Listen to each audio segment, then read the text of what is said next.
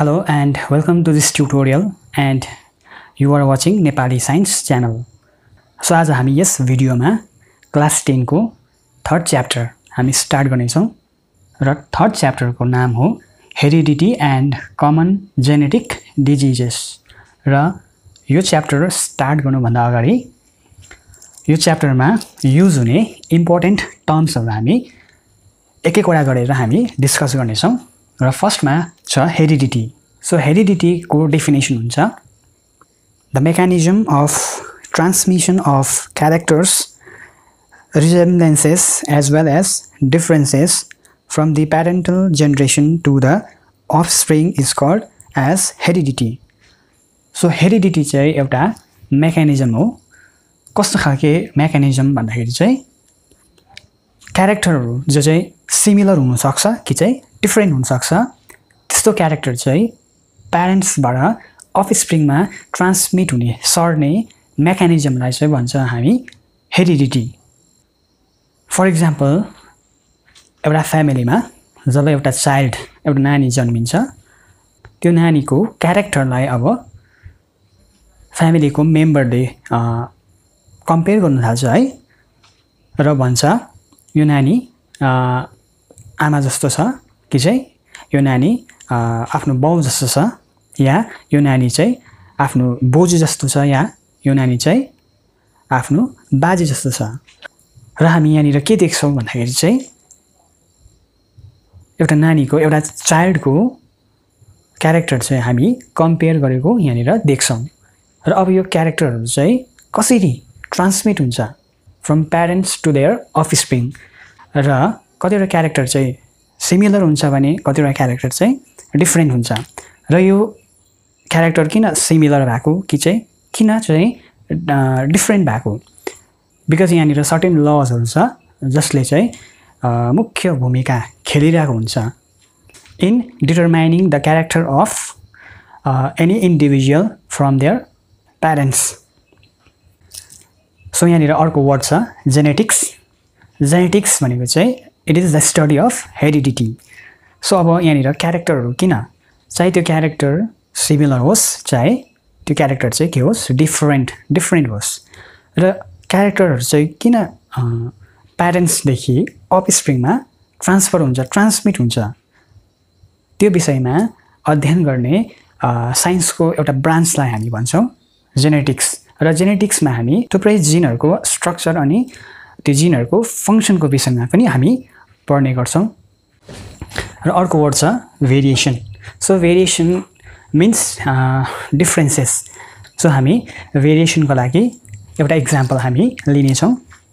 For example यहाँनिर एउटा parent छ र दे प्रोड्युस अफस्प्रिङ या हामी प्रोजेनी पनि भन्छौं र प्यारेन्ट चाहिँ हामी लिन्छौं यो केसमा ह्युमन. र जब एउटा चाइल्ड बर्न हुन्छ जन्मिन्छ तब हामी यो चाइल्डको जो क्यारेक्टर हुन्छ प्यारेन्ट्स सँग मिल्न सक्छ प्लस कतिवटा क्यारेक्टर चाहिँ मिल्नु सक्दैन. र फर एक्जाम्पल यो चाइल्डको बडी फिचरहरु जस्तै चाइल्डको हेयर. अब यहाँनिर यो सपोज यो चाइल्डको यो हेयर चाहिँ सपोज के छ कर्ली छ वेयर एज यो प्यारेन्टको फर एक्जाम्पल मदर है आमाको हेयर चाहिँ के छ स्ट्रेट छ. सो यहाँनिर हामी एउटा डिफरेन्स देख्छौं इन द बडी फिचर्स र यो सानो डिफरेन्सेसलाई हामी भन्छौं भेरिएसन. र अर्को टर्म्स या अर्को वर्ड छ म्युटेसन. सो म्युटेसन भनेको चाहिँ it is a sudden change in one or more genes or in the number or in the structure of chromosomes. So mutations means change in the structure or in the function of genes that are present inside the chromosome. र क्रोमोजोममा पाउने जिन्सको structure अनि त्यसको function change हुनुलाई suddenly change हुनुलाई हामी भन्छौँ mutation. र अर्को वर्ड छ जिन्स। सो जिनको डेफिनेसन हुन्छ the specific parts or DNA segments of a chromosome which determines the hereditary characteristics. So gene भनेको चाहिँ एउटा क्रोमोजोमको एउटा स्पेसिफिक पार्ट हो, क्रोमोजोमको स्पेसिफिक पार्ट हो, जुन सेगमेन्ट चाहिँ हेरिडिटरी क्यारेक्टरसँग रिलेटेड छ त्यसलाई हामी जिन भन्छौँ। So there are nearly 1 lakh genes that are present in a chromosome. र हरेक क्यारेक्टरको लागि एउटा स्पेसिफिक जिन एउटा क्रोमोजोममा पाउने गर्छ। र अब हामी एउटा फेमस बायोलोजिस्टको बारेमा हामी पढ्नेछौँ र त्यो बायोलोजिस्टको बायोग्राफी इन सर्ट हामी डिस्कस गर्नेछौँ। र माध्यमिकमा आइरहने question who is the father of genetics. So Gregor Johann Mendel. So who is the father of genetics भनेर क्वेसन आयो भने एन्सर चाहिँ ग्रेगर जोहान मेन्डल हुन्छ। So Gregor Johann Mendel is known as the father of genetics. So in short Gregor Johann मेन्डलको biography भन्नुपर्दा so he belongs to a poor peasant family. Poor peasant family. Peasant means agriculture माथि depend गर्ने, agriculture गर्ने family. र ऊ चाहिँ एउटा चर्चको एउटा मङ्क पनि हो।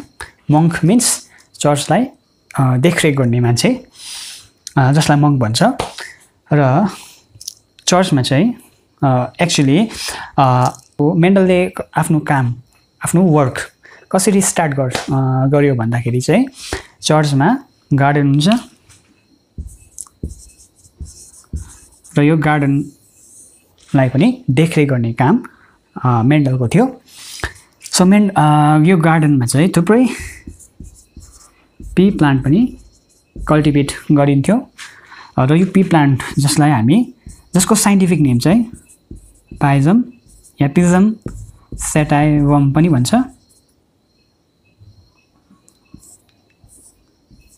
र मेन्डलले आफ्नो वर्क चाहिँ पी प्लान्टमा गरेको।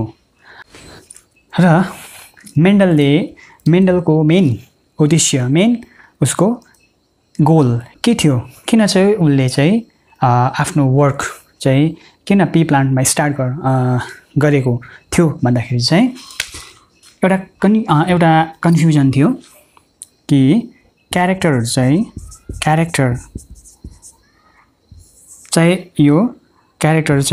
चाहिँ सिमिलर होस् या डिफ्रेन्ट होस्। यो क्यारेक्टरहरू चाहिँ एक्चुअली प्यारेन्ट्सबाट अफस्प्रिङमा कसरी ट्रान्समिट हुँदैछ त्यस कुरालाई खोज्नुको लागि मेन्डलले चाहिँ आफ्नो वर्क पी प्लान्टमा स्टार्ट गरेको थियो। सो हामीलाई थाहा छ क्यारेक्टरहरू चाहिँ फ्रम प्यारेन्ट्स टु देयर अफस्प्रिङमा ट्रान्समिट हुन्छ। सो अब यो क्यारेक्टरहरू चाहिँ कसरी चाहिँ प्यारेन्टबाट अफस्प्रिङमा ट्रान्समिट हुँदैछ त्यो कुरालाई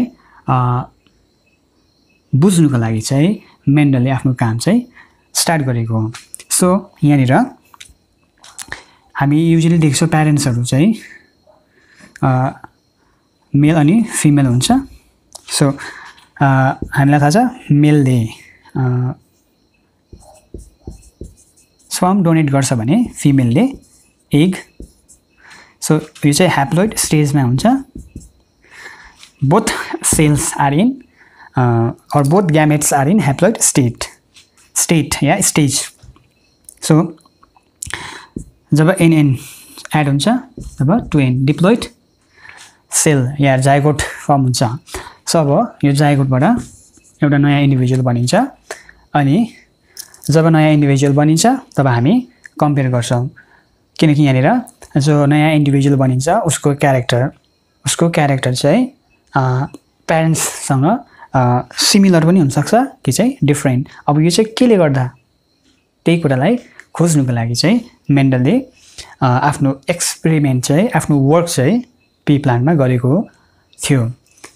र पहिलाको बायोलोजिस्टहरू जो चाहिँ मेन्डलले आफ्नो काम गर्नुभन्दा अगाडि जति पनि बायोलोजिस्टहरू थियो तिनीहरूको कन्सेप्ट चाहिँ के थियो भन्दाखेरि चाहिँ क्यारेक्टरहरू चाहिँ जो प्यारेन्ट्सको क्यारेक्टर हुन्छ त्यो चाहिँ ब्लेन्ड भएर अर मिक्स्ड भएर अफस्प्रिङमा ट्रान्समिट हुन्छ भन्ने कन्सेप्ट थियो र त्यो कन्सेप्टलाई क्लियर गर्नुको लागि अझै त्यो कन्सेप्टलाई क्ल्यारिफाई गर्नुको लागि चाहिँ या त्यसलाई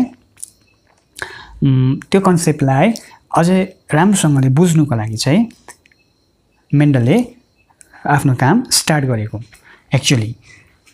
सो पहिलाको जो थ्योरी थियो त्यसलाई हामी ब्लेन्डिङ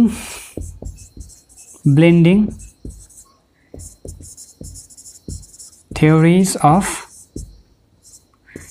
इनहेरिटेन्स भन्थ्यो। द्याट मिन्स जिनहरूको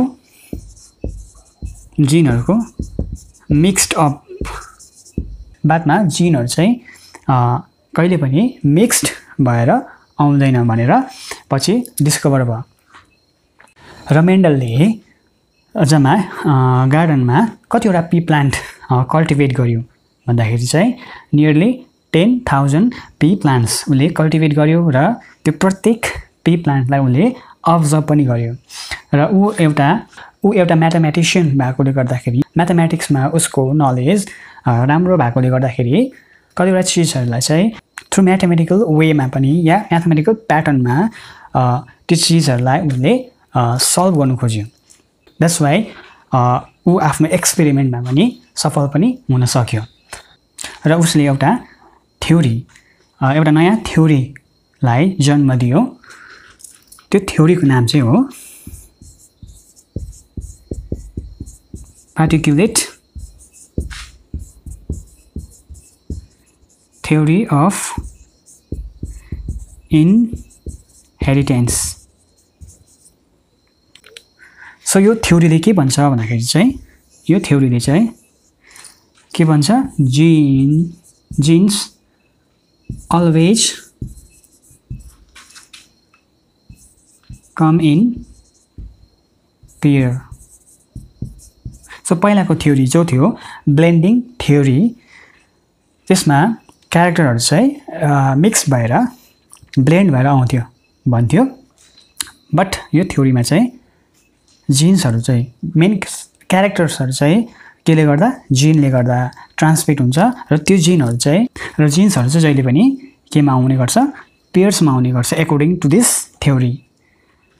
अब यहाँनिर वाइ इन पेयर हामीलाई थाहा छ मेलले स्पर्म डोनेट गर्छ वेरेस फिमेलले एग डोनेट गर्छ जसलाई हामी ग्यामेट्स भन्छौँ र यो ग्यामेट्स चाहिँ ह्याप्लोइड स्टेजमा हुन्छ। जब यो दुईटा फ्युज हुन्छ तब हामी एउटा डिप्लोइड सेल जसलाई हामी जाइगोट भन्छ यो फर्म हुन्छ यो पाउने गर्छ र